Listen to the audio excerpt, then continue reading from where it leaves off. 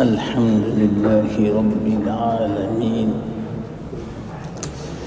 والصلاة والسلام على رسوله النبي الكريم وعلى آله وأصحابه أجمعين. أما بعد، فأعوذ بالله من الشيطان الرجيم. بسم الله الرحمن الرحيم. لو أنزلنا هذا القرآن على جبل لرأيته خاشعا متصدعا من خشية الله. صدق الله العظيم. محترم دوستو بزرگ، کلام مجید کے متعلق بات چل رہی ہے. کلام مجید کے بارے میں اللہ کے رسول صلی اللہ علیہ وسلم فرماتے ہیں عجائبہ لا تنقطع. قرآن کے عجائب ایسے ہیں منقطع ہو ہی نہیں سکتے، ختم ہو ہی نہیں سکتے. زندگیاں ختم ہو سکتی ہیں ہمارے. آج تک نہ معلوم کتنے علماء، کتنے مفسرین نے عجائب بیان کیے، حکمتیں بیان کی، علوم نکالے اس میں سے، لیکن آخر میں ان کو کہنا پڑا ہم عاجز ہیں. کلام مجید میں وہ علوم ہیں کہ اگر ساری دنیا کے درخت قلم بن جاوے،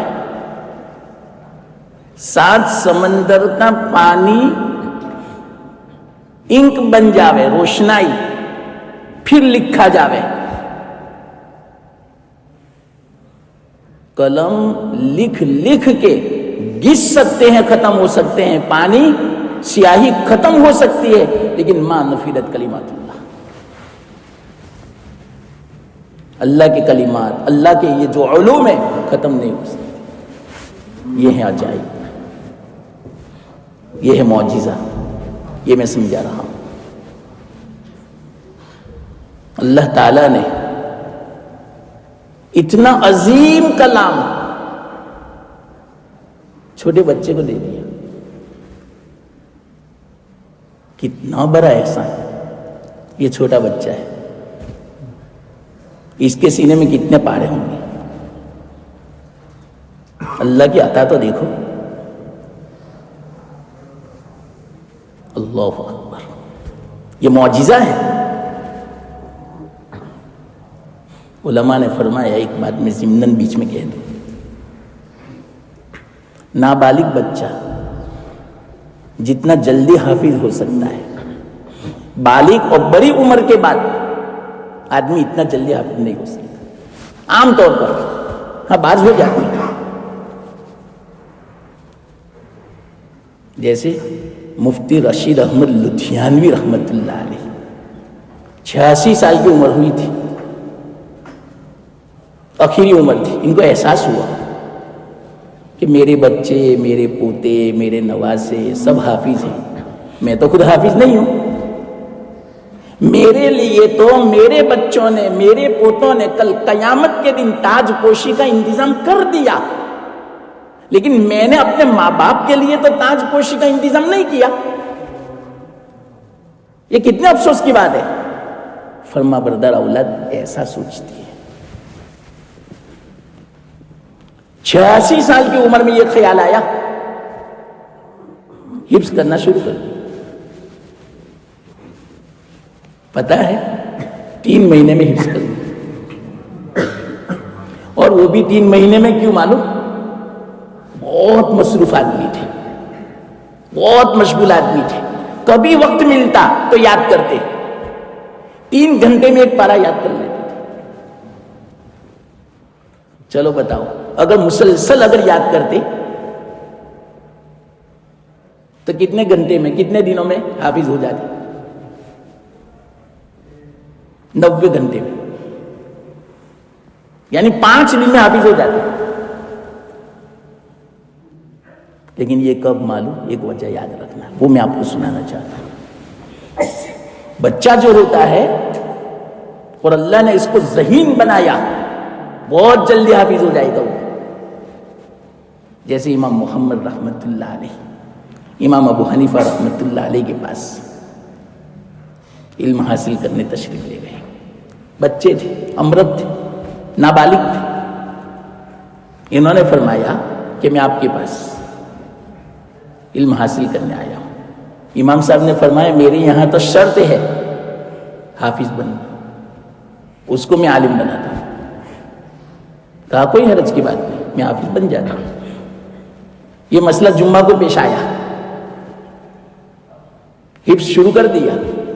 دوسری جمعہ کو امام صاحب کے پاس آئی، امام محمد رحمت اللہ علیہ، ہمارے امام، تو کہا اب میں آپ کے پاس علم حاصل کرنا چاہتا ہوں کہ میں نے تو کہا آپ کو کہ میرے یہاں حافظ ہونا شرط ہے، لیکن حافظ ہو گیا حضرت، کیسے؟ ہفتے میں۔ وہ جمعہ کو شروع کیا، یہ جمعہ کو پورا کر دیا۔ یہ معجزہ ہے، کوئی کتاب اتنی جلدی یاد نہیں ہو سکتی۔ امام محمد رحمت اللہ علیہ 3 دن میں حافظ ہوئے ہیں۔ عجیب و غریب واقعات ہیں معجزات کی۔ ہاں تو میں کیا بیان کر رہا ہوں، بچہ ہے وہ جلدی حافظ ہوتا ہے، اس کی وجہ کیا معلوم؟ بچہ معصوم ہوتا ہے، عصمت ہے اس کے اندر، پاکیزگی ہے، طہارت ہے، تزکیہ ہے، کوئی گناہ نہیں ہے۔ اور کلام مجید پاکیزہ کلام ہے، تقدس والا ہے، اللہ کا کلام ہے۔ اللہ طاہر ہے، اللہ طیب ہے، تو اللہ کا کلام بھی طاہر اور طیب اور پاکیزہ، اور بچہ بھی پاکیزہ ہے، بچہ بھی معصوم ہے، یہ بھی تقدس والا ہے، تو دونوں میں مناسبت ہے۔ اس لیے علماء نے فرمایا حافظ بننا ہو تو بچپن میں بن جاؤ، یہ نسبت ہے، مناسبت ہے۔ کلام بھی تقدس والا اور بچہ بھی تقدس والا، بچہ کا کوئی گناہ نہیں، پاک ہے وہ، تو جلدی یاد آ جائے گا۔ اگر ہمیں حافظ بننا ہے بڑی عمر والے کو، پاکیزہ زندگی شروع کر دیں۔ پاکیزہ زندگی میں سب سے پہلی شرط لقمہ حلال کا ہو، یہ دیکھ لیا کرے کہ میرا لقمہ کیسا ہے، آنکھوں کی حفاظت ہو، دل و دماغ کی حفاظت ہو، زبان کی حفاظت ہو، انشاءاللہ العزیز جلدی حافظ ہو جاؤ گے۔ اور علماء فرماتے ہیں بعد میں احساس ہوا حافظ بننے کا، ایک آیت بھی روزانہ یاد کرو، بس ہماری نیت ہے، ہمارا ارادہ ہے۔ 5 پارے کیے، 1 پارا کیا، 10 پارے کی انتقال ہو گیا، لیکن اللہ تعالیٰ کل قیامت کے دن حفاظ کے زمرے میں اس کو اٹھائیں گے۔ کیوں؟ نیت تھی، انما الاعمال بالنیات۔ اس لیے اگر بہت آسان نسخہ ہے، جس کی 80 سال کی عمر ہو چکی ہے، 70 سال کی عمر ہو چکی ہے، 75 سال کی، شروع کر دے حفظ، چاہے روزانہ 1 آیت ہو۔ بہت اچھا نسخہ میں نے یہ بیان کیا، غنیمت سمجھو اس بات کو، 1 آیت بھی یاد کرو روزانہ، آدھے گھنٹے میں، صبح میں، بس ارادہ کر لو۔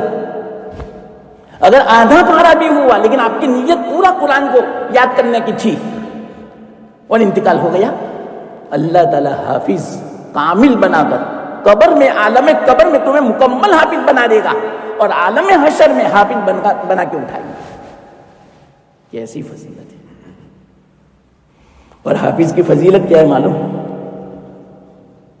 اللہ فرمائے گا میں نے تیرے دل میں، سینے میں قرآن اس لیے نہیں رکھا کہ میں تجھے عذاب دوں،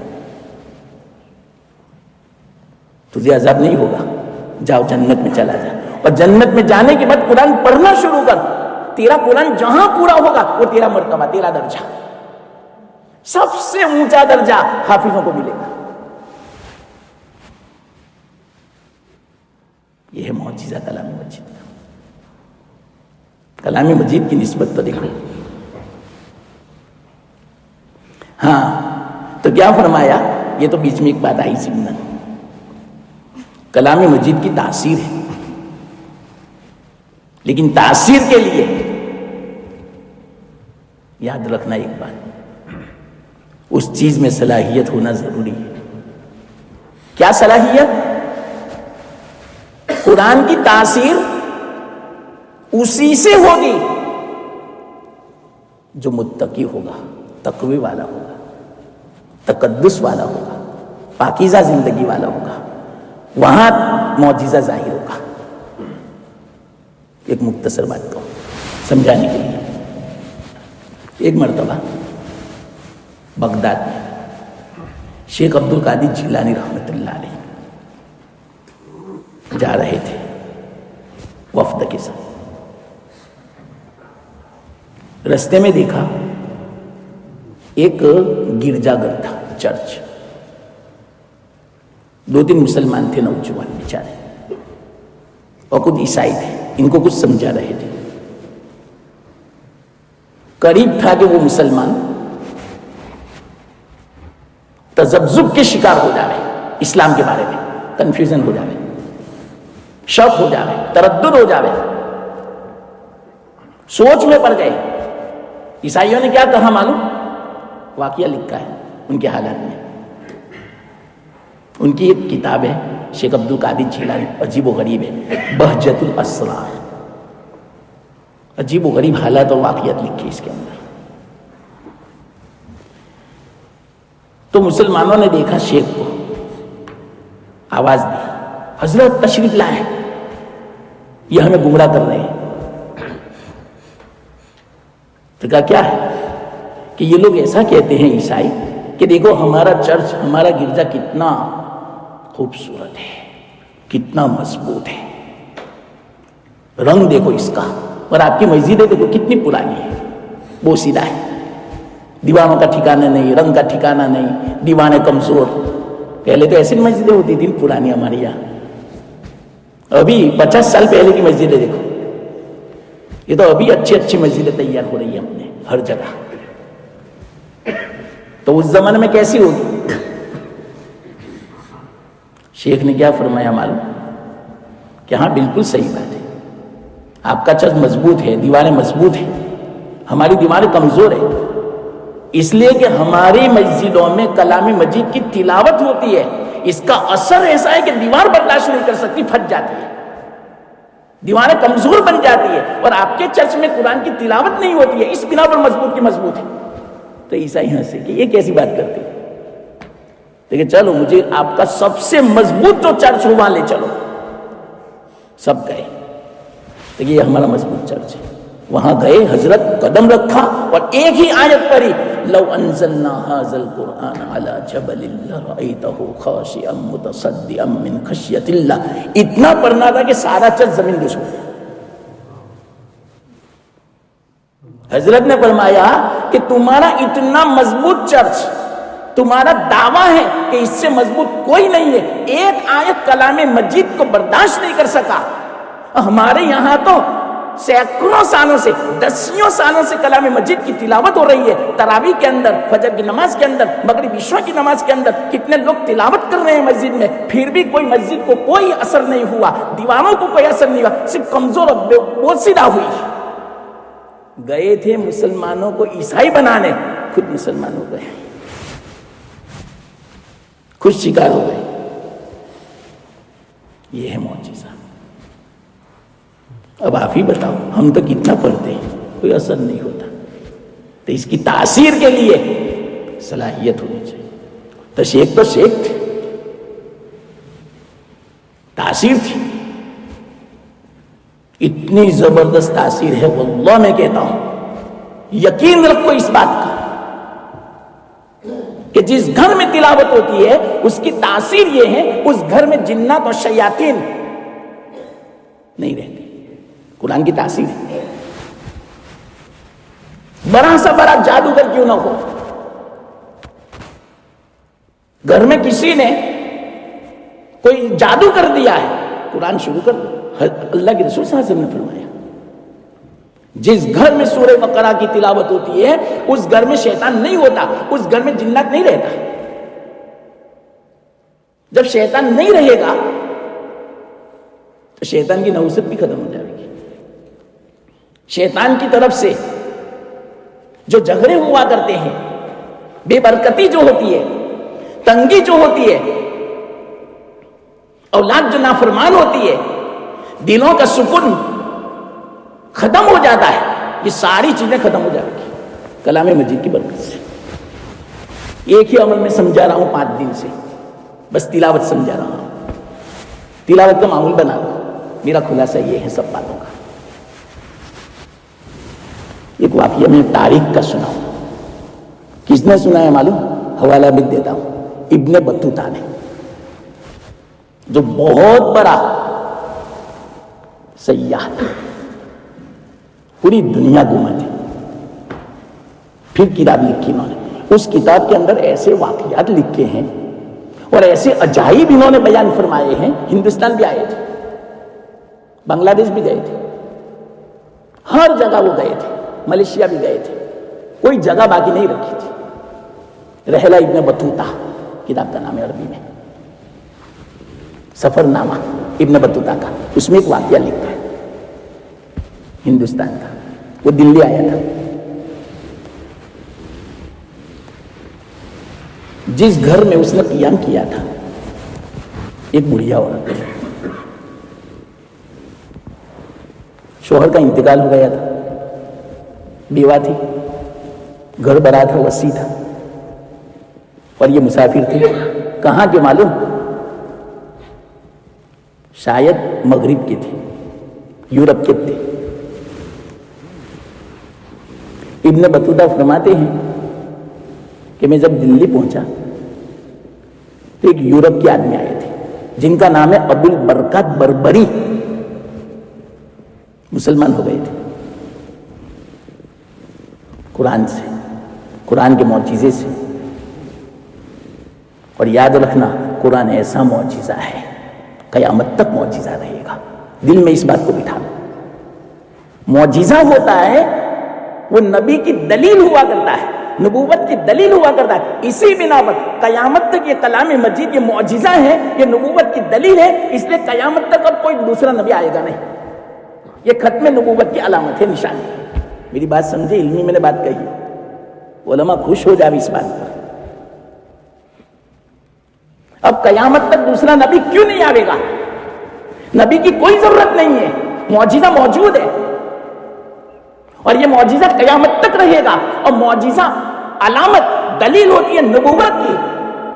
اور کس نبی کی؟ ہمارے آقا محمد مصطفیٰ صلی اللہ علیہ وسلم کی دلیل ہے. تب ہمارے آقا محمد مصطفیٰ صلی اللہ علیہ وسلم کے بعد کسی دوسرے نبی کی کوئی ضرورت ہی نہیں ہے. یہ علامت اس بات کی کہ اللہ کے رسول صلی اللہ علیہ وسلم خاتم الانبیاء ہے. یہ دلیل خاتم النبیین. عیسیٰ علیہ السلام جو آئیں گے قیامت سے پہلے، امتی بن کے آئیں گے، نبی بن کے نہیں. اس شریعت کے مطابق حکومت کریں گے، فیصلہ کریں گے، زندگی گزاریں گے. اپنی شریعت کے مطابق نہیں. عیسیٰ علیہ السلام کی شریعت تو بہت آسان تھی. کپڑا اگر ناپاک ہو جائے تو دھونے کی ضرورت نہیں،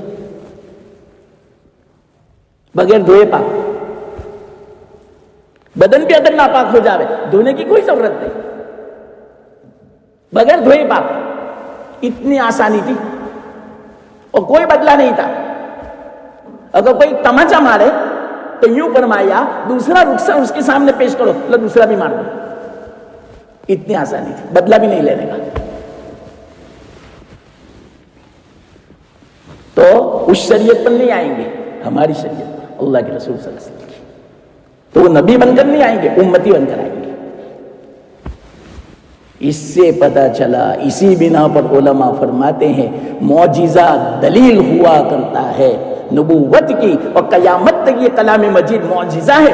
اس بنا پر قیامت تک اسلام میں لوگ داخل ہوتے ہی رہیں گے.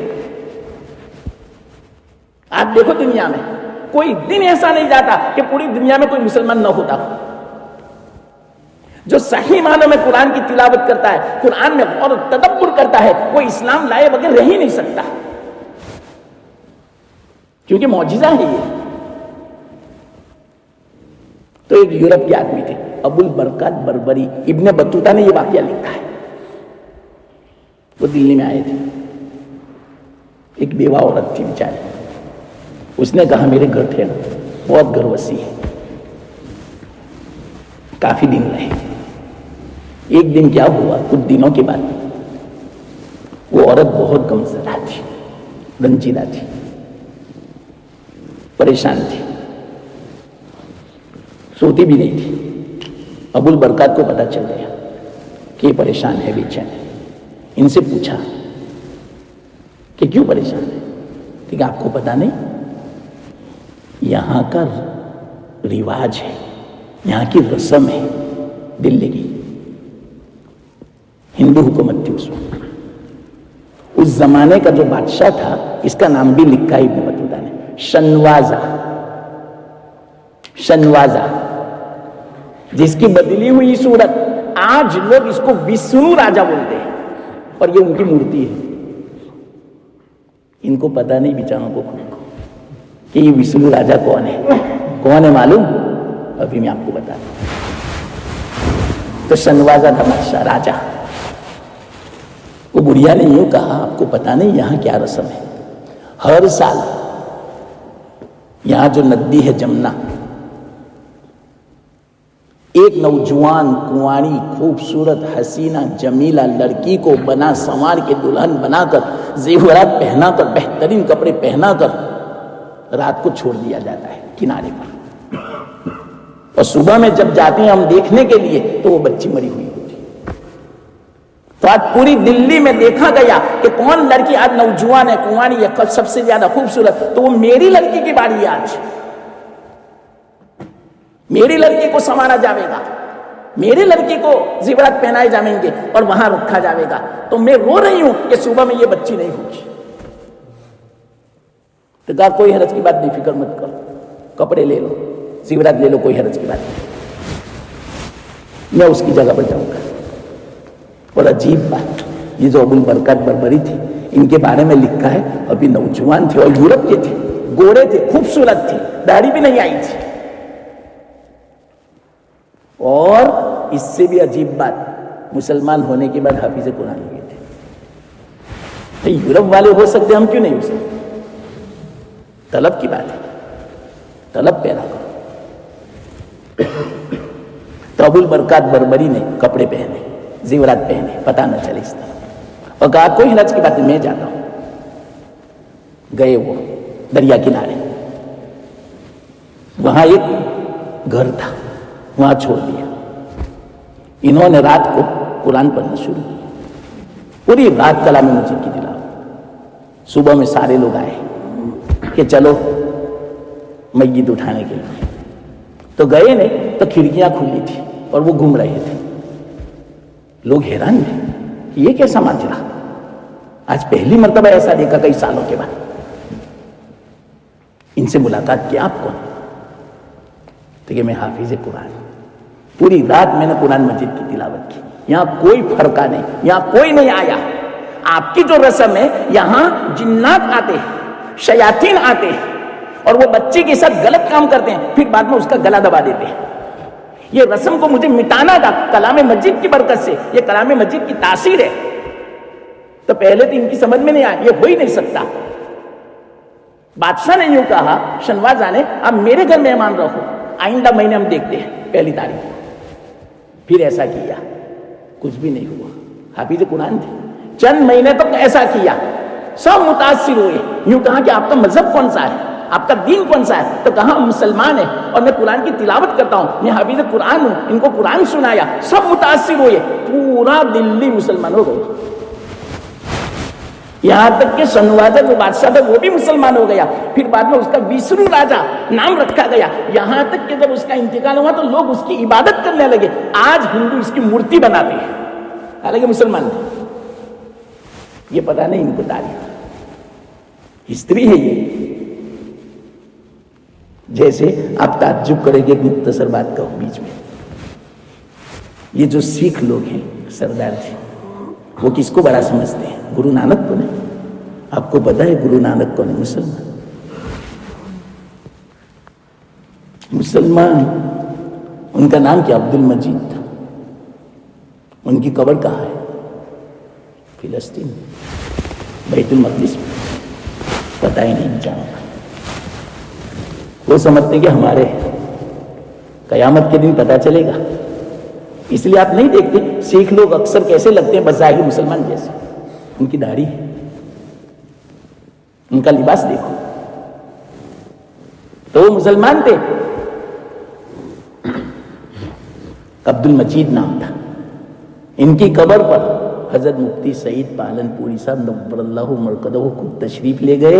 انہوں نے خود کہا میں نے قبر دیکھی, ایصال ثواب کیا, وہاں لکھا ہوا تھا عبد المجید عرف گرو نانک. خود شہادت دی. مفتی سعید صاحب نے یہ بیان فرمایا, اس لیے میں آپ کو دو ٹوک بیان کرتا ہوں. تو مسلمان تھے وہ, پہلے زمانے میں اس طرح اسلام پھیلایا. پورا ہندوستان غیر مسلم تھے. اللہ کے رسول صلی اللہ علیہ وسلم نے وہاں سے بھیجے بڑے بڑے علماء کو, بزرگوں کو. خواجہ معین الدین چشتی رحمت اللہ علیہ کو اللہ کے رسول نے بھیجا مدینہ پاک سے. شیخ عبدالحق محدث دہلوی رحمت اللہ علیہ کو اللہ کے رسول صلی اللہ علیہ وسلم نے اشارے کر کے خواب کے اندر بھیجا یہاں ہندوستان میں. تو ہم جو مسلمان ہیں ان کے صدقے میں. آپ کو تو پتا ہے خواجہ معین الدین چشتی رحمت, ان کے ہاتھ پر تو 90 لاکھ لوگ مسلمان ہوئے. تو اس زمانے میں تھے کتنے ہندو, کچھ کروڑ کی تعداد میں, تو اکثر مسلمان ہو چکے تھے. اور اجمیر میں انہوں نے پڑاؤ ڈالا جہاں مٹھ تھے, بہت مندر تھے, مندروں کی جگہ, وہیں پڑاؤ ڈالا. بس وہ تھے اور خادم تھے. اور وہاں ایک جوگی تھا جے پال جوگی, بڑا خطرناک. اتنا جادو اس کا مشہور تھا کہ اگر وہ پہاڑوں کی طرف گھور کے دیکھتا تو پہاڑ کو آگ لگا دیتا تھا. پہاڑ کو آگ لگا دیتا تھا. تو انسان کو اگر دیکھتا, مسلمان کو اگر دیکھتا تو خاک ہو جاتا تھا. لیکن خواجہ معین الدین چشتی رحمت ایسے ہی مضبوط تھے. اللہ سے تعلق ایسا تھا, جب اللہ سے نسبت ہو جاتی ہے تو وہ بھی ایسے مضبوط ہو جاتے ہیں, وہ بھی بڑا مقابلہ کرتے ہیں. اور یہ جو صلاحیت پیدا ہوتی ہے غیروں کے اندر, جوگیوں کے اندر, یہ کیسے پیدا ہوتی ہے؟ نفس کے خلاف کرنے کی بنا پر. اللہ والے جو ہوتے ہیں وہ بھی ایسے ہوتے ہیں, نفس کے خلاف کرتے ہیں. ہمارے جیسے نہیں, جو آیا کھا لیا, جو آیا ہم نے پہن لیا, جو آیا جیب میں رکھ دیا, نہیں حلال نہیں حرام نہیں جائز نہیں جائز کچھ نہیں دیکھتے ہم. وہ ایسے نہیں ہوتے, تحقیق کرتے, اللہ کا حکم نہیں توڑتے. دونوں میں فرق ہے زمین آسمان کا. تو خواجہ معین الدین چشتی رحمت اللہ علیہ جب پہنچے نا تو جے پال جوگی نے دیکھا, بہت کوشش کی ان کو ہٹانے کی, نہیں ہٹی. اپنے تصرف سے بہت قوت, بہت زور لگایا, کوئی اثر نہیں ہوا. خود اٹھ کے گیا وہاں پر. تو کہا آپ کون ہو؟ کہ میں مسلمان. یہاں کیسے آئے؟ اللہ کی زمین ہے, آپ کی نہیں ہے, میں بیٹھا ہوں. لیکن یہاں سے اٹھو, یہ آپ کی جگہ نہیں ہے, یہاں تو بادشاہ کے اونٹوں کی جگہ ہے, یہاں تو اونٹ بیٹھیں گے. لیکن اچھا, حضرت نے بہت آرگیومنٹ نہیں کیا, حجت بازی نہیں کی. ٹھیک ہے ہم چلے جاتے ہیں, اونٹ بیٹھیں گے. اس کے بعد اونٹ بیٹھے نے, اٹھنے کا نام ہی نہیں لیا, بیٹھے رہے, اٹھا ہی نہیں جاتا اونٹوں سے. بس ان کی زبان سے نکل گیا بیٹھیں گے اونٹ, بیٹھے رہیں گے, ہم نہیں بیٹھیں گے. اتنا اٹھانا چاہ اٹھتے ہی نہیں تھے. عاجزی کی ان کے پاس گئے کہ حضرت ایسا ہے. لیکن ہم نے تو کہا تھا کوئی خاص جگہ تھوڑی ہے, ہر ایک کی جگہ ہے. پھر بعد میں زور لگایا, اس سے بھی اس کو سبق نہیں ملا جے پال جوگی کو. تو پھر حضرت نے کیا کیا معلوم؟ وہاں انا ساگر ہے, اپنے پاس جو لوٹا تھا وضو کے لیے ساتھ میں رکھا تھا, سفر میں اپنے خادم سے کہا جب انا ساگر سے پانی بھر لاؤ. تو لوٹے میں پانی بھرا, پورا ساگر لوٹے میں ہو گیا. واقعات میں لکھا ہے ان کے حالات میں. یہ کرامت ہے, اس کا کرامت نہیں. اللہ کرتا ہے.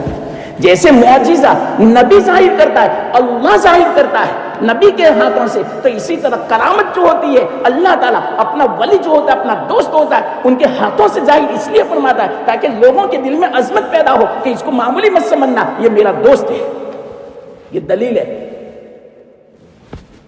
تو پورا ساگر لوٹے میں گیا, خشک ہو گیا پورا ساگر, لوگ پریشان کہ یہ کیا ہوا. لوگ دیکھنے آئے ہزاروں کی تعداد میں.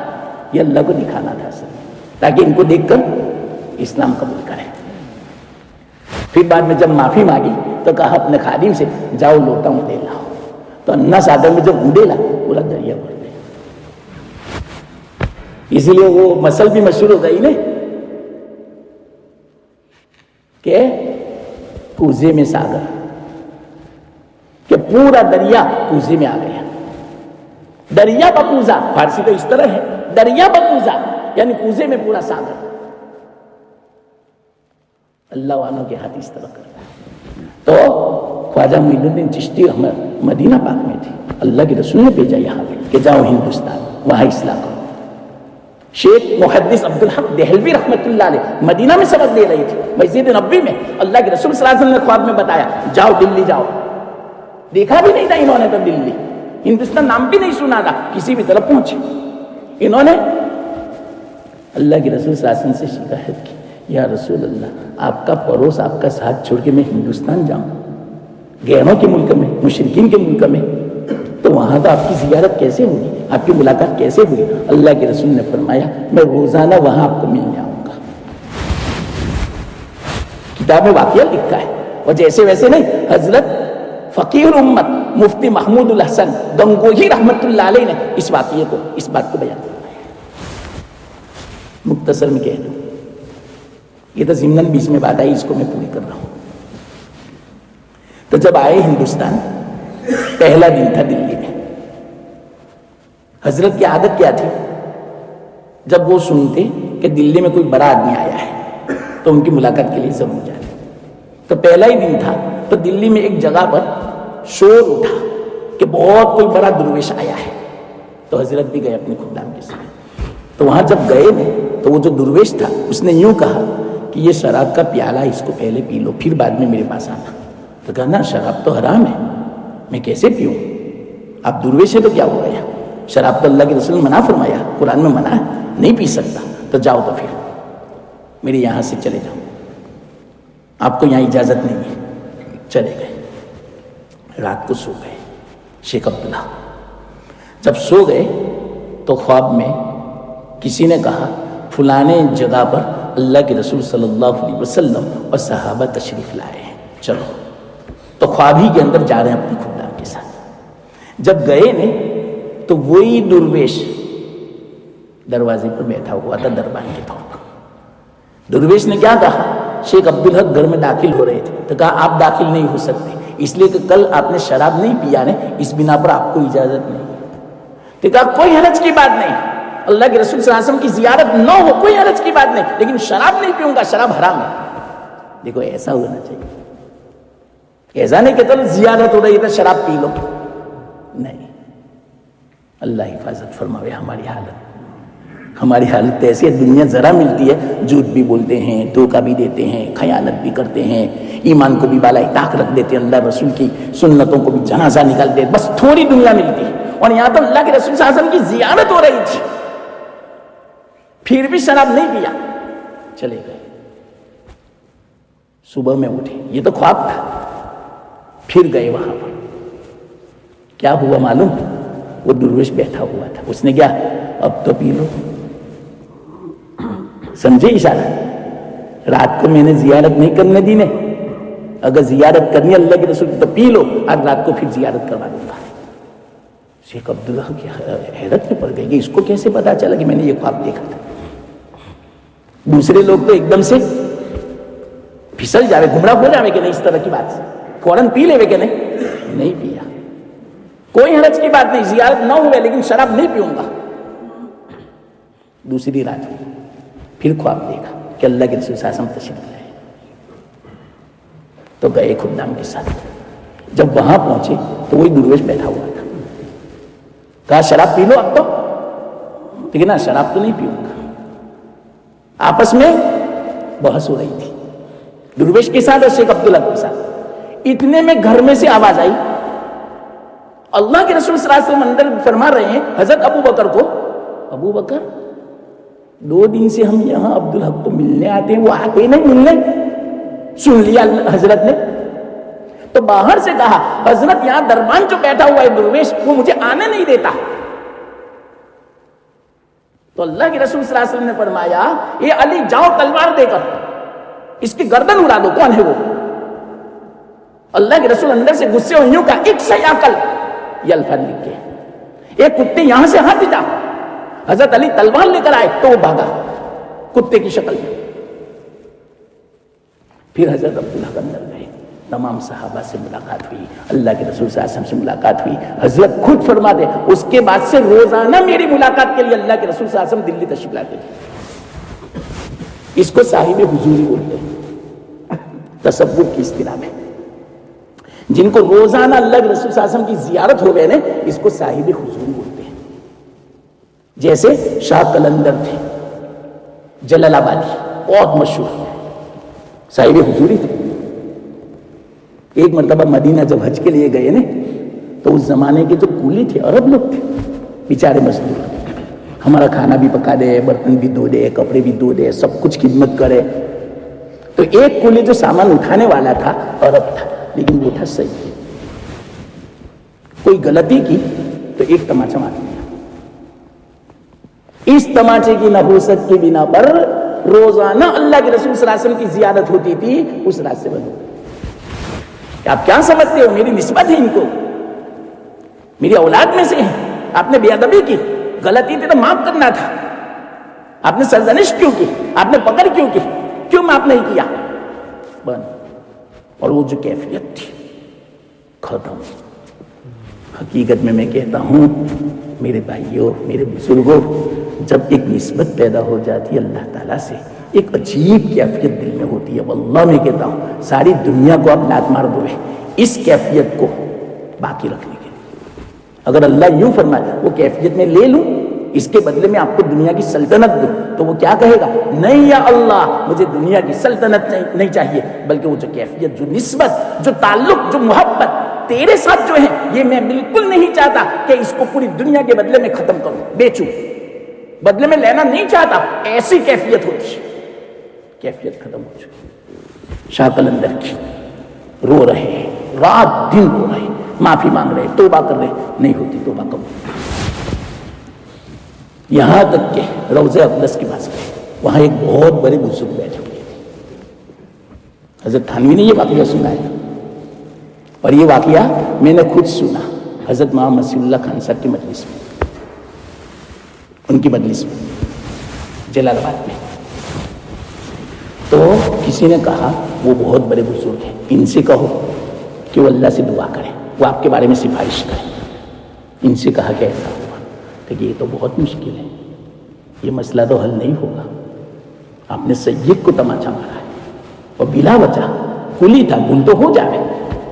آپ نے اللہ کے رسول صلی اللہ علیہ وسلم کی نسبت کی لاج نہیں رکھی, یہ نعمت اب چھین گئی کہ ایسا مت کہو. نے ہو رہی ہیں ساروں کتھا, لیکن چلو ایک کام کرو, یہیں بیٹھو. مہینے میں ایک آدھ مرتبہ ایک مجذوبہ یہاں آتی ہے, ایک عورت آتی ہے مجذوب قسم کی, بظاہر تو پاگل اللہ کی لیکن وہ اللہ کی پاگل ہوتی ہے. یاد رکھنا, اللہ کی دیوانی ہوتی ہے, ہم دنیا کے دیوانے ہیں, وہ اللہ کی دیوانی. بعض مجذوب ہوتے ہیں اللہ کے دیوانے ہوتے ہیں, ان کو دنیا کی کوئی پرواہ نہیں ہوتی, کسی چیز کی پرواہ نہیں, نہیں مکان کی, نہیں کپڑوں کی, نہیں بال بچوں کی. وہ عجیب ایک کیفیت ہوتی ہے کہ وہ ایک دیوانی آتی ہے مجذوبہ. ان سے کہنا تو حقیقت میں وہاں بیٹھے کچھ دنوں کے بعد دیکھا ایک مجذوبہ جیسی دیوانی جیسی آئی روزہ اقدس کے پاس سلام پیش کرنے کے لیے. انہوں نے شکایت کی کہ مجھ سے ایسی غلطی ہو گئی, میں بہت معافی چاہتا ہوں اللہ تعالیٰ سے, آپ میرے بارے میں ذرا درخواست کر دیں اللہ کی بارگاہ میں. پھر وہ نعمت واپس آ جائے, پھر اللہ کے رسول صلی اللہ علیہ وسلم کی زیارت شروع ہو جائے. لیکن اچھا ایسا ہوا غصے میں جھڑک کر. اور انہوں نے کہا تھا وہ اگر آپ کو جھڑک دے اور آپ کو نکال لے تو فکر مت کرنا, عاجزی کرتے رہنا, لیکن نہیں ایسا مت کرو, مجھے معاف کرو, مجھے زیارت کرا دو. بار بار ان سے مطلب کہ درخواست کرتے رہنا, اصرار کرنا, ناراض مت ہو جانا. ان کی عادت ہے جھڑکنے کی. تو پہلے تو جھڑکا, پھر بھی نہیں مانا کہ نہیں آپ کو کرنا ہی پڑے گا, اللہ کی بارگاہ میں آپ کو درخواست کرنی پڑے گی. آپ اس سے اندازہ لگاؤ بعض اللہ کے بندے اور بندیاں کیسی ہے, اللہ تعالیٰ ان کی درخواست قبول فرماتا ہے, ان کی سفارش کو قبول فرماتا ہے. تو جب بہت اصرار کیا تو مجذوبہ نے قبر کی طرف دیکھا اور قبر کی طرف دیکھ کر ساتھ کو کہا شف شف شف شف یعنی دیکھ دیکھ. جب دیکھا تو اللہ کے رسول صلی اللہ علیہ وسلم قبر کے اوپر بیٹھے. آج تک تو خواب میں زیارت ہوتی تھی نا, ظاہری زیارت کرا دی اللہ تعالیٰ نے. آپ تعجب کرو گے اس واقعے پر, تعجب نہیں ہے, اس کو کرامت بولتے ہیں. روح کو اللہ تعالیٰ جسم کی شکل عطا فرماتے ہیں اور اللہ تعالیٰ بعضوں کو اس طرح صلاحیت و قوت عطا فرماتے ہیں. کوئی مشکل نہیں ہے, بہت ایسے واقعات ہوئے. یہ تو میں نے مجذوبہ کی بات کہی نا, مولانا حسین احمد مدنی کے ساتھ بھی ایسا ہوا تھا. جب مدینہ میں درس دے رہے تھے, وہ تو مدینہ میں تھے نا پہلے, وہ تو بعد میں ہندوستان آئے اپنے شیخ کی خدمت کے لیے, حضرت شیخ الہند محمود الحسن گنگوئی رحمۃ اللہ علیہ کی, جنہوں نے ہندوستان آزاد کروایا, جو آپ ہم آزاد ہیں آج ان کی برکت سے. تو مولانا حسین احمد مدنی سبق پڑھا رہے تھے اور عرب طلبہ تھے. عرب طلبہ ایسی کرامتیں نہیں مانتے, عرب لوگ انکار کرتے ہیں. تو مسئلہ آیا حدیث میں کہ اللہ کے رسول صلی اللہ علیہ وسلم قبر میں حیات ہے, زندہ ہے. تو انہوں نے کیا کہا, یہ کیسے ہو سکتا ہے, قبر میں زندہ کیسے ہو سکتے ہیں. بہت سمجھایا دلائل کے ساتھ. ہمارا عقیدہ ہے, یاد رکھنا, اہل سنت والجماعت کا, اللہ کے رسول صلی اللہ علیہ وسلم زندہ ہے, نماز بھی پڑھتے ہیں, روز رزق بھی دیا جاتا ہے, کھانا بھی دیا جاتا ہے, لیکن ہمیں سمجھ میں نہیں آ سکتا. اللہ کے رسول نے فرمایا, حدیث میں ہے یہ بات کہ زمین پر انبیاء کے جسم کو کھانا حرام ہے. انبیاء قبروں میں زندہ ہیں, انبیاء قبروں میں نماز پڑھتے ہیں, انبیاء کو قبروں کے اندر اللہ کی طرف سے رزق ملتا ہے. یہ تو ہمارا عقیدہ ہے, یہ سمجھا رہے تھے, لیکن عرب بچے نہیں سمجھ رہے تھے. آج ہی جا گئے, سمجھا مجبوراً قبر کی طرف دیکھنے لگے اور کہا یا رسول اللہ میں کیسے سمجھاؤں بچوں کو. تو طلبہ ایک دم سے فکر میں پڑ گئے, حیرت میں پڑ گئے کہ حضرت بولتے بولتے ادھر دیکھا, تو سب جب ادھر دیکھا نے تو سب نے اپنی نظروں سے اللہ کے رسول صلی اللہ علیہ وسلم کو قبر پر بیٹھے ہوئے دیکھا. ان کی برکت تھی کہ طلبہ نے بھی زیارت کر اللہ کے رسول صلی اللہ علیہ وسلم کی. سب طلبہ نے معافی چاہی کہ معاف فرمانا حضرت, اللہ آپ نے تو ہمیں زیارت کرا دی, اب تو مانو گے نہیں, لیکن حق تسلیم نہیں. یہ ہے کرامت. یہ تو ضمن ایک بات آئی تھی, معلوم نہیں کہاں سے بات آئی تھی. ہاں, وہ ابو البرکات کی بات سے کہ قرآن کی تاثیر دیکھو. قرآن کی تاثیر کب ہوتی ہے؟ واقعتاً جب آدمی کی زندگی پاکیزہ ہوتی ہے, تقدس والی ہوتی ہے, تو پھر اس کا اثر ہوتا ہے. جنات بھی بھاگ جاتے ہیں, شیاطین بھی بھاگ جاتے ہیں, اس گھر میں سے جادو بھی ختم ہو جاتا ہے. چاہے کوئی دنیا بھر کا جادو کرے آپ کے خلاف, لیکن آپ قیامت کے پابند ہو, انشاءاللہ العزیز آپ کو جادو کا اثر نہیں ہوگا, آپ کو جن کا اثر نہیں ہوگا, سحر کا اثر نہیں ہوگا. یہ تاثیر ہے کلام مسجد کی, یہ معجزہ ہے. یہ میں آپ کو سمجھا رہا ہوں. اب معجزہ مختصر سمجھ لو. وقت ہو گیا, 10 بج گئے. روزانہ ایسا ہی ہوتا ہے, اصل بات پہ آتا ہوں وقت ہو جاتا ہے. تو معجزہ کیا ہے معلوم, مختصر میں کہہ دوں.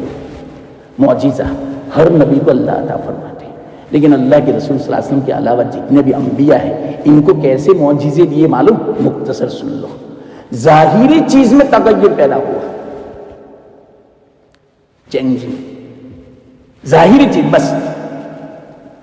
جب تک وہ چیز موجود, جب تک وہ نبی موجود, وہاں تک وہ معجزہ تھا. مثال کے طور پر یہ ہاتھ ہے, چمڑے کا, گوشت کا, ہڈی کا. تو حضرت موسیٰ علیہ السلام بغل میں دباتے تھے تو فوراً یہ ٹارچ کی طرح ہو جاتا تھا, چمکدار ہو جاتا تھا. تو صرف ظاہر بدلا, لیکن یہ کب تک تھا؟ جب تک حضرت موسیٰ علیہ السلام دنیا میں تھے. موسیٰ علیہ السلام جب سے انتقال فرما گئے آج تک وہ ہاتھ چمکدار نہیں ہے, ختم ہو گیا. عصا جو تھا, اللہ حضرت موسیٰ علیہ السلام جب تک دنیا میں تھے وہاں تک تو اژدہا بنتا تھا. آج وہ عصا موجود ہے لیکن اژدہا نہیں بنتا. بس وہ معجزہ کب تک تھا؟ حضرت موسیٰ علیہ السلام کے زمانے تک. اور وہ معجزہ جو ہوا وہ ظاہری چیز میں تغیر ہوا. کلام مجید ایسا معجزہ ہے, یہ اب میں آپ کو سمجھاؤں گا. دیکھو مثال کے طور پر حضرت صالح علیہ السلام کے زمانے میں ان کی قوم نے یوں کہا کہ آپ اس پتھر میں سے, اس پہاڑ میں سے اونٹنی پیدا کر دے تو ہم آپ کو نبی تسلیم کریں, ہم مسلمان ہوئے. تو کہا دیکھو ہاں کوئی حرج کی بات نہیں. اور انہوں نے یوں کہا ایسی اونٹنی پیدا کرنا جو گابن ہو 10 مہینے کی, اور جیسے ہی مطلب کہ اونٹنی نکلے پتھر میں سے فوراً بچہ جنے. دیکھا کوئی حرج کی بات نہیں, فرمائشی معجزہ اس کو بولتے ہیں. آپ نے کہا ایسا ہی. تو پھر بعد میں 2 رکعت نماز پڑھی, دعا کی, فوراً پتھر ہلا چٹان اور اس میں سے اونٹنی نکلی اور نکلتے ہی بچہ جنا. تو چیزوں میں تغیر ہوا. کلام مجید ایسا معجزہ ہے جو باطن میں تغیر پیدا کرتا ہے, روح میں تغیر پیدا کرتا ہے, قلب میں تغیر پیدا کرتا ہے. اور یہ سب سے بڑا تغیر ہے, یہ سب سے بڑا معجزہ ہے. ظاہر چیز کو تو بدلنا انسان کی بھی قوت میں ہے, نظر بندی کے ذریعے سے. بعض لوگ ایسے ہیں مثال کے طور پر یہ کیا ہے فون, یوں کہے کہ دیکھنا میں کیا کرتا ہوں اس کو, تو ایسی نظر بندی کرتے ہیں اس کو کبوتر بنا دیتے ہیں. تو انسان بھی یہ تو کر سکتا ہے, عام انسان نظر بندی کے ذریعے سے. لیکن روح کو بدلنا, قلب کو بدلنا, قلب میں چینجنگ پیدا کرنا, یہ کسی کی طاقت نہیں ہے. تو کلام مجید ایسا معجزہ ہے جو روح کو بدل دیا. اب کیسے روح کو بدلا بعد میں سمجھاؤں گا. عظمت پیدا ہوئی کلام مجید کی, کچھ معلوم نہیں مختصر ادھر ادھر اس کی سب باتیں آئی سمجھانے کے لیے. ایسے تو بہت ساری باتیں ہیں لیکن ہمارے پاس وقت نہیں ہے کہ میں آپ کو سمجھاؤں تفصیل کے ساتھ. تو جو بھی اللہ نے توفیق دی بس اسی بنا پر کہ کلام مجید کی عظمت پیدا ہو. اس سے بڑی کیا عظمت ہوگی کہ اس قرآن کے نازل ہونے کی بنا پر اس مہینے کی فضیلت تو دیکھو, اس مہینے کی رحمت تو دیکھو, اس مہینے کا ثواب تو دیکھو. تو یہ عظمت ہمارے دل میں آ جائے, ہم انسانوں کی عظمت کیسی ہوگی بتاؤ. ہم کتنی بڑی مطلب کہ ہستی اللہ کے نزدیک اور لوگوں کے سامنے کو جاویں گے. یاد رکھنا ایک مختصر بات کہہ دوں بزرگوں کی. اصل دل ہے, جسم نہیں ہے. دل پر پورا مدار ہے. دل میں جو دولت ہے نا اسی کا مدار ہے. اور دل میں کون سی دولت ہوتی ہے معلوم؟ ایمان کی دولت, اللہ کی محبت کی دولت. ہمارے پاس کوئی قیمتی موتی ہو کروڑوں کا تو اس کے لیے کیا کرتے ہیں, مختصر کوئی صندوق ہو اس میں رکھتے ہیں حفاظت کے ساتھ. اور اس صندوق کے لیے بڑا صندوق ہوتا ہے, پھر تالا ہوتا ہے. تو بڑا جو صندوق ہے وہ چھوٹے صندوق کی حفاظت کے لیے ہے. کیوں؟ اس چھوٹے صندوق میں موتی ہے. تو یاد رکھنا چھوٹے صندوق کی بنا پر بڑے صندوق کی بھی حفاظت کی جاتی ہے کہ نہیں بتاؤ. کہ کوئی بڑے صندوق کو توڑے نہیں. اور اس کے لیے گھر بھی کتنا مضبوط بناتے ہیں, دروازہ کتنا مضبوط بنا, تالا کتنا مضبوط رکھتے ہیں. کیوں؟ حفاظت کے لیے. اور خاص کس چیز کی حفاظت کے لیے؟ وہ بڑے کباٹ کے لیے نہیں, بڑے صندوق کے لیے نہیں, بلکہ وہ چھوٹا جو صندوق اس کے اندر جو دولت چھپی ہوئی ہے اس دولت کی حفاظت کے لیے سارے حفاظتی پہرے ہیں کہ نہیں. بات سمجھ میں آئی؟ یاد رکھنا اسی طرح یہ ہمارا ظاہری جسم جو ہے نا یہ بڑا صندوق ہے, اصل میں چھوٹا صندوق دل ہے. کیوں؟ اس دل کے اندر ایسی دولت ہے, کروڑوں کا موتی نہیں, پوری دنیا کی دولت, اس نعمت کا اگر بدلہ چکانا چاہے بدلہ نہیں چکا سکتا. کون؟ ایمان. ایمان دل میں ہوتا ہے. یاد رکھنا ظاہر میں نہیں. قالت الاعراب آمنا, تو کیا کہا؟ نہیں, قل لم تؤمنوا ولکن قولوا اسلمنا ولما يدخل الايمان في قلوبكم. ابھی تمہارے دل میں ایمان داخل نہیں ہوا, اس سے پتا چلا ایمان کی جگہ قلوب ہے. تو ایمان سب سے بڑی نعمت ہے, سب سے بڑی دولت ہے. اللہ پر ایمان, اللہ کی محبت, اللہ کی معرفت, اللہ کی نسبت, اللہ کا تعلق, ایمان, یہ سب سے بڑی دولت ہے. اور وہ دولت کہاں ہے؟ قلب کے اندر ہے. تو قلب کی حفاظت کے لیے یہ جسم کی حفاظت کی جا رہی. اللہ فرماتے ہیں تمہارے دل میں میری, اب سنو اصل نتیجہ میں آپ کو بیان کرتا ہوں. اگر ہمارے دل میں اللہ کی محبت ہوگی, اللہ کی معرفت ہوگی, صحیح معنوں میں پختہ ایمان ہوگا. اسی لیے جماعتوں کا چلت پھر ہو رہا ہے کہ ایمان مضبوط بناؤ. بس ایک ہی مقصد ہے. یہ جماعتیں کیوں چل رہی ہے 3 دن کی, 10 دن کی, چلنوں کی, 4 مہینوں, بس یہی, بس ایک ہی بس آواز ہے, ایمان بناؤ, ایمان مضبوط کرو, ایمان پختہ کرو. جو ایمان ہمارا مضبوط ہو گیا, قسم کھا کے میں کہتا ہوں, جب دل میں ایمان مضبوط ہو گیا تو دل کی بنا پر یہ ظاہری جو ہمارا صندوق ہے, ظاہری جو جسم ہے, اللہ تعالیٰ اس کی بھی حفاظت کرے. جیسے بڑے صندوق کی حفاظت کی جاتی ہے چھوٹے صندوق کی بنا پر, کیونکہ اس میں موتی ہے, تو اسی طرح قلب ایک چھوٹا صندوق ہے, اس کے اندر موتی ہے ایمان کا. تو اس ایمان کی حفاظت کے لیے یہ باہر کا جو جسم ہے یہ بڑا صندوق ہے. اگر اس کی حفاظت کروانی ہے کہ اس کو اگر مصیبتوں سے بچانا ہے, بیماریوں سے بچانا ہے, حالات سے بچانا ہے, جادو سے بچانا ہے, دوسروں کی حسد کے شر سے بچانا ہے, اور اللہ کی طرف سے جو مصیبتیں فتنے آتے ہیں اس سے بچانا ہے, اور لوگوں کی طرف سے جو ظلم ہو رہا ہے, پوری دنیا جو مسلمانوں کے دشمن بن گئی ہے, اس سے اگر بچنا ہے, ایمان بنا. ارے سبحان اللہ, کوئی ایسی بات اللہ نے توفیق دی کہنے ہے کہ نہیں؟ بات سمجھ میں آئی؟ ایمان بنا لو مضبوط. قسم کھا کے میں کہتا ہوں آج دنیا کی حالت بدل جائے. اس سے پتا چلا ہمارا ایمان کمزور ہے, اسی لیے ہم مصیبتوں میں, ہمارے اوپر حالات ہیں, اسی لیے پریشانیاں, اسی لیے فتنے. اللہ تعالیٰ حفاظت, ہمارے ایمان اللہ تعالیٰ مضبوط بنا دے. اللہ تعالیٰ اپنی نسبت عطا فرماوے, اپنی معرفت, اپنا تعلق, اپنی محبت نصیب فرماوے, اور کلام مجید سے خاص اللہ تعالیٰ نسبت پیدا فرمائے. کلام مجید سے جو نسبت پیدا ہو گئی اللہ سے نسبت پیدا ہو گئی. واہ